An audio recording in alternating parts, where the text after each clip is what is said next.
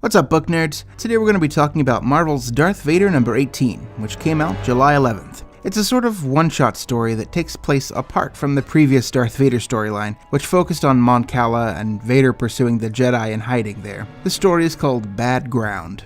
Off-page of this story, Darth Vader has challenged Governor Tarkin to a hunt where Vader himself is the prey.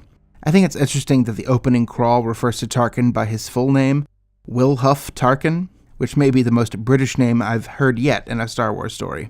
I say, gather round, gentlemen, and we shall discuss the legend of Wilhuff Tarkin, the man who tried to kill Darth Vader. We've seen Vader being a badass only a few times on screen. His fight with Ahsoka on Star Wars Rebels,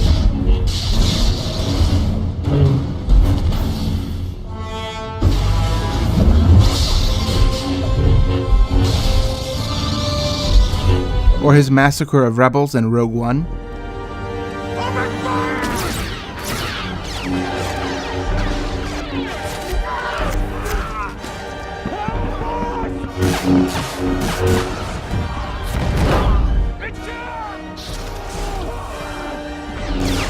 Really only give us a taste of how absolutely metal Vader can be. In this issue, we get a shot of Vader wearing the skin of something called a Valith that uses chromatophores to blend into his environment. It's essentially a cloak of invisibility for Vader, with claws on it. Wilhuff is lamenting how many men he's lost to Vader, just ruthlessly killing them, but also contemplating how he's learned so much about Vader's force powers just by watching him kill. He's managed to stay one step ahead of Vader using two Chandrafan trackers who use their hearing abilities to tell Vader's location by the sound of his breathing apparatus, which Vader can't turn off. Side note, I think Chandrafan is going to be my new drag name. Honey, don't even get me started, honey. The hunting party gets trapped in a crystal cavern, which bounces the sound of Vader all around them, making the Chandrafan's abilities useless. They lose a few more people before escaping out into the Stormlands.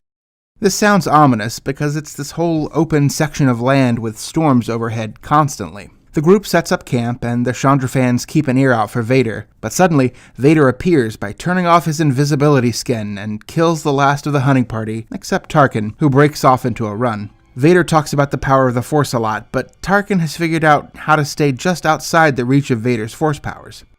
This is honestly the first time I've read about distance limits of Force powers, but it makes sense. Tarkin is running from Vader, but he realizes there's no sense in prolonging the end because Vader's just gonna kill him anyway. He sinks to his knees, ready for death, when suddenly Vader's struck by lightning. It turns out that was Tarkin's plan all along, and as the entire story is sort of narrated by Tarkin's inner monologue, we see him begin to gloat as he calls for a transport to pick them both up. Vader isn't dead, but he's dying, and Tarkin doesn't want to be the one to tell the Emperor he killed his apprentice. As he's mentally congratulating himself, Vader's fingers twitch as he begins to force choke Tarkin before ultimately releasing him. As Tarkin realizes, Vader is an unstoppable force, and he feels lucky that Vader's fighting for the Empire. The art in this book felt a little rough to me, but I always appreciate a new style. Charles Soule could write a cookbook and I'd be spellbound to the last recipe, so I'm really glad this book was brought back, and I'm really looking forward to more adventures as Vader continues to hunt down Jedi and win his master's favor.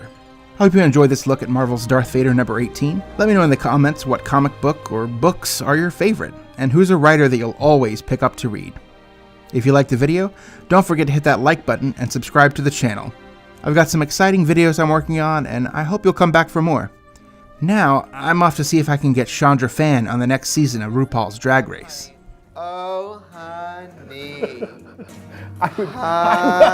Oh, honey. Honey. Oh,